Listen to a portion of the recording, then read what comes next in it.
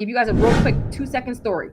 I have somebody that I helped, multiple people. I'm thinking about one person in particular that I helped get a mortgage pre-approval. She went through credit repair. She got a mortgage pre-approval. She was approved for $300,000. I need y'all to hear me. This is a masterclass.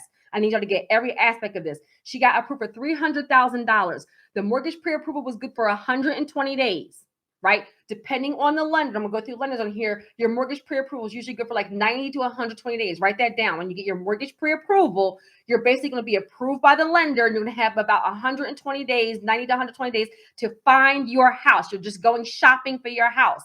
I helped her with her credit. She got a $300,000 mortgage pre-approval. Her mortgage pre-approval expired because she was looking at all these houses, didn't know what she wanted. It expired. They renewed it one time. She went through all these properties again. It expired again. Then she went through financial hardship, was late on her car note and her credit cards. Her credit scores went down. I could not fix it at that point, and she never bought a house.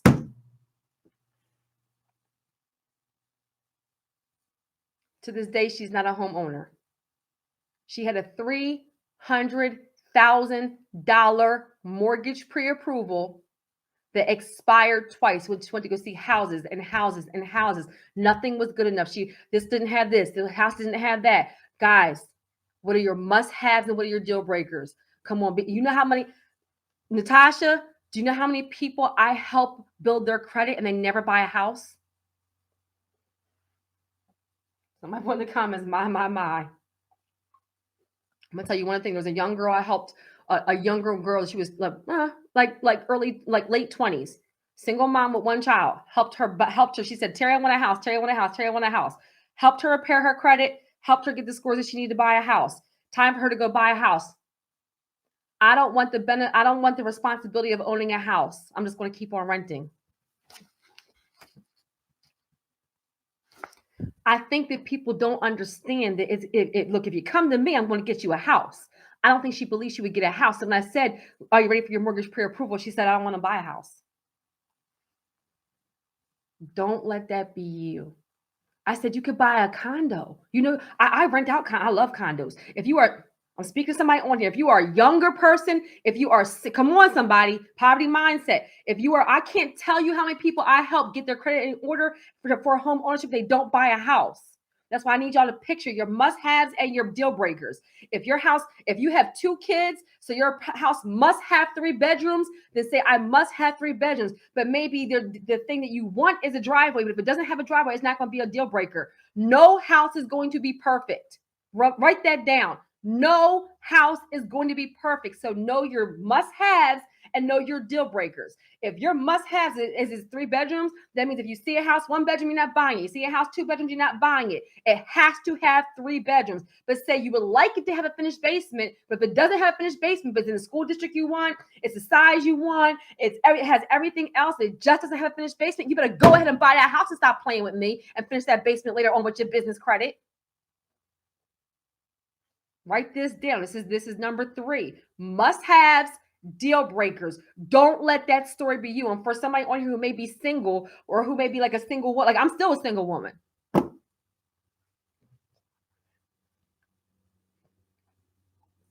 We're going to fix that. Still a single woman. What's wrong with y'all? All right, anyway, come on, everybody pay attention. Everybody calm down. All right, but this is where I can understand people saying, don't do it. I can understand people saying, for a younger person or for a single woman or for a single man saying, I don't want the responsibility of home ownership. You can own a condo. Somebody put in the comments, condo. You can own a condo. I own a condo that I rent out. Why is that powerful? They shovel the snow. They do the garden. They keep the water. They do the outside. They have free parking. You can own a condo. So if you're somebody who says, I don't want to shovel the snow, I don't want to have to deal with all those things, buy a condo. That way you can own something still, but they do in your condo fees. It has a pool. It has the condo I have right now that I rent out. It has a pool. It has a playground. It has a baseball, and they do everything. I don't have to do nothing. Look, moving forward, I'm only probably going to buy condos to rent out because it's low maintenance for me because I'm a single woman of 3. I'm not coming to shovel.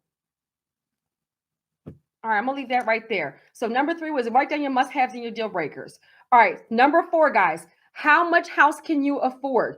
I want you just because you get approved for $300,000 doesn't mean you should buy a house for $300,000 if you can't afford that. Do not do this and be house poor. We're going to talk about credit, lenders, down payment, all that. But I need you guys to get these things first, okay? This is where just because you got approved for $300,000 doesn't mean you should buy a house for $300,000. Don't buy a house and be miserable, have nothing in it, and get your lights cut off. You bought your house, you in your house and your candles. That's not funny. Stop playing. That's not funny. That's not funny. Come on, somebody, right? So I want you to think about the monthly amount. Write down on your piece of paper. You don't have to tell me. You don't have to put it on the live.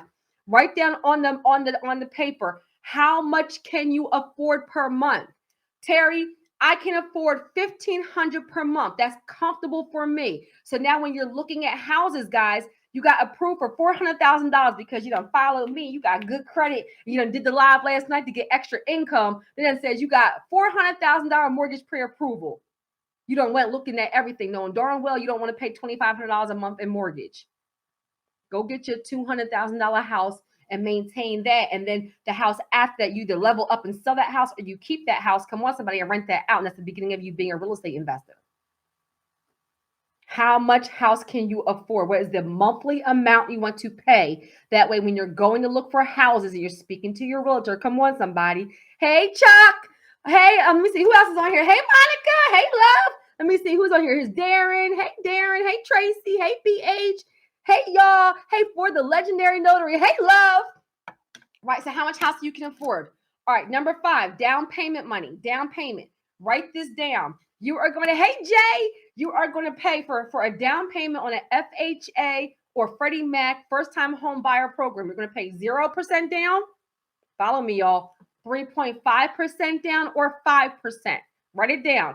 0%. Hey, love. Who's that? Karima. Hey, Karima. Hey, Tara. Hey, Josie. Come on, somebody. What did you say, Josie? You said, I own a house I have been looking for almost a year, but my credit. Oh, no, we're going to get your credit. We're going to get your credit right. That's where, guys, if you need help with your credit, you're going to do 3 things. You're either going to invest in a credit jumpstart strategy session and speak to a board certified credit consultant on my team so we can give you a plan to get there within 60 to 90 days, or at my link to do the workshop on credit scores, you're going to invest in that and do your credit scores and get your credit scores where it needs to be, or you're going to invest in credit leverage lifestyle. Period. Right? Period. Because you still can end the year with a house. Okay. So write this down for down payment. It's hair in my face, y'all. Get it out. Hair in my eye. All right, everybody pay attention. All right, 0% down, 3.5% down, or 5%. Write that down. 0% down, 3.5%, or 5%. Why do you need it? Because so many people are scared by down payment. But guess what? That's how much usually first month's, last month's insecurity was. Some of y'all done paid $6,000 in first month, last month's insecurity, and that's enough for your down payment. Depending on how much the house is, right? This is why are you looking at $200,000 houses, $300,000 houses, $400,000 houses? Why do you need to know that? Because then you can calculate how much 3.5% is, how much 5% is, right? So you're going to put down 0%, 3.5%, or 5% of the cost of the house. Does that make sense? So now, mind you, I will say this. Can you put more down? Yes, you'll get some people who say, oh, do conventional and put down 20%, all those things. I ain't going to lie to you. Maybe I shouldn't say that's on live. I ain't going to lie to you. I'm putting down 5% or 3.5. I'm not putting 20% down on a owner occupied property. Why? Because I'm leaving that extra money to buy another property. If I want to pay down my mortgage faster, I'll put my extra money on principal to cut the mortgage in half, to make my 30-year mortgage a 15 paying off in 15 years or 5 years. Come on. All right, I'm just going to leave that right there. I'm not dumping all my liquid capital into one property. I don't know what to tell you. My goal is leverage. All right, so number 5 was down payment. All right, so number 6, how to pick the right lender. Now, this is going to be critical for you, especially for somebody who's been denied. Number 6, write down how to pick the right lender. There's basically like 4 types of lenders, okay? Write this down. This is a masterclass. I need you guys to know this because a no for one lender could be a yes for something else. So the first type of lender is a retail lender. That's going to be like a Loan Depot or y'all, what's Natasha's was it Gyrate, Freedom Mortgage, all those places. Like a retail lender is like a Loan Depot where they're like a lender that all they do is like real estate financing. They're not like a traditional bank. They're not like, you can't get a checking account from them. You can't get a savings account from them. They are retail lender, is basically a mortgage lender. And that's all they do is real estate financing. Guys, you must know this, because a no for Chase can be a yes for Freedom Mortgage. A no for Bank of America can be a yes for Fulton Mortgage. A no for Wells Fargo can be a yes for for Loan Depot, right? So write this down. Picking the right lender. Number one type of lender is a retail lender. The second type of lender is a bank, right? So you can do the big banks, Chase, Wells Fargo, all those ones. Or you can do, just like with like business credit, you guys can do the regional lenders, like a Citizens, like a PNC, like a Truist, right? You can literally just go on their website and put mortgages, first-time home buyer. They will put their parameters right on their actual website. But just understand, especially if you have issues with income, documents, or credit. Did y'all hear that? If you have issues with income, documents, or credit, I'm going to do all of that on here, okay? Income, documents, or credit. Then, guys, you literally want to, somebody said, what did I mean? Then you literally want to, like, maybe you don't want to necessarily go to the bank, because some of the banks are very, very rigid. This is where the retail lenders, the mortgage lenders sometimes have more leeway, because all they do is real estate financing all day long, okay? Then you have your credit unions. How many, if you guys are a member of a credit union, put yes in the comments. If you guys are already a member of a credit union, guys, if this is helping you, if this has blessed you, please like it like that. That lets YouTube know that you're learning something. You already are a member of a credit union? Good. If you're already a member of a credit union, put yes in the comments. Come on, I see Gerald, I see Kay, I see Karima, I see Miss Pina, I see Josie, I see S. Tally, I see Tish, I see Natasha, I see S. Foster, I see Tara. Come on, somebody.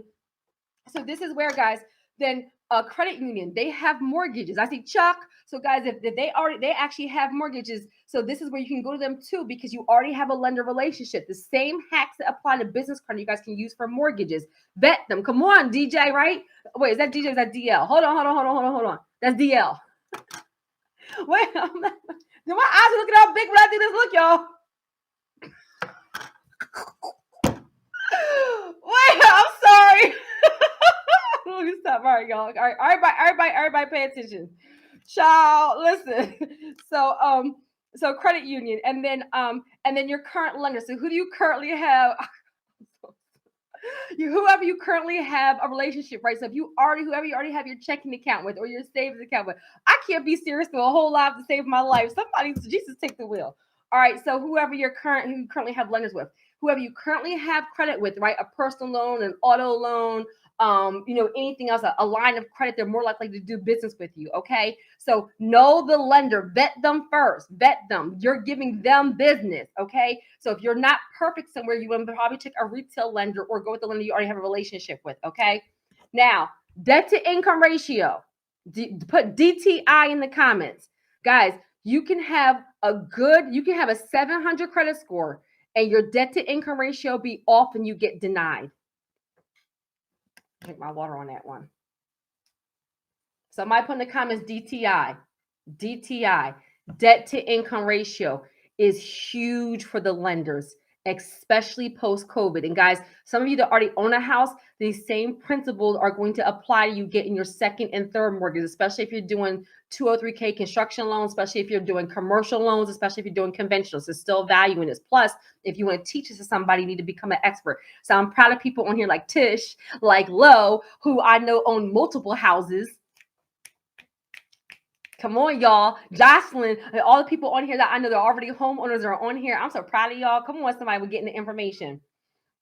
Y'all don't even know it's some millionaires on this live. It's some millionaires on this live. Come on, somebody got multiple houses. They still here. That's what I'm talking about. That's a winner. That's somebody like, I'm about to get this information, get it over. Oh, come on, Tish. I know you got multiple properties. Come on, somebody. I'm so proud of you.